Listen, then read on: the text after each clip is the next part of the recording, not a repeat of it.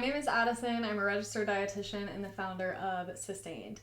Sustained is a program designed to help women build sustainable lifestyles through science-based nutrition and practical behavior change tools.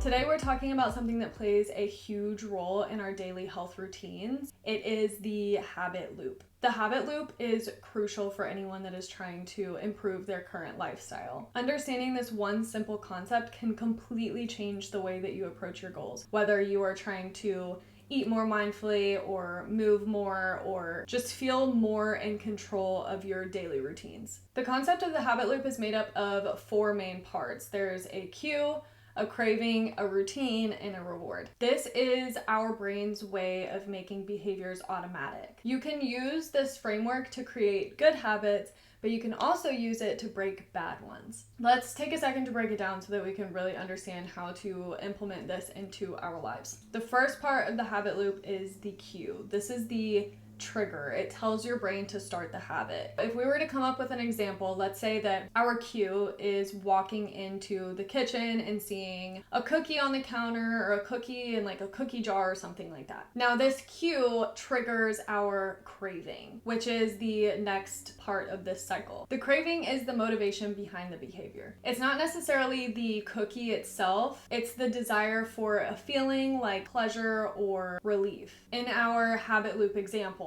the craving wouldn't be the cookie, it would be a boost of energy or a feeling of comfort. The craving in the habit loop is the emotional or mental desire that links the cue to the reward. You don't necessarily crave the action itself, you crave the feeling or the outcome that the action provides. Next in our habit loop is the routine. This is the action or the behavior. It's the habit itself. So the routine in our scenario would be grabbing the cookie and eating it. And then our reward is the payoff. It satisfies the craving and it teaches our brain, hey, like this worked, let's do it again. So in our example, our reward would be feeling a hit of sugar and that satisfaction. Now, because we have experienced this reward, our brain is much more likely to repeat this loop the next time. Over time, this becomes automatic. Even if you're not really hungry or don't even want the cookie, when you walk into the kitchen and see the cookie in the cookie jar on the counter, you will reach for it and you will eat it anyways. Now it has become a habit.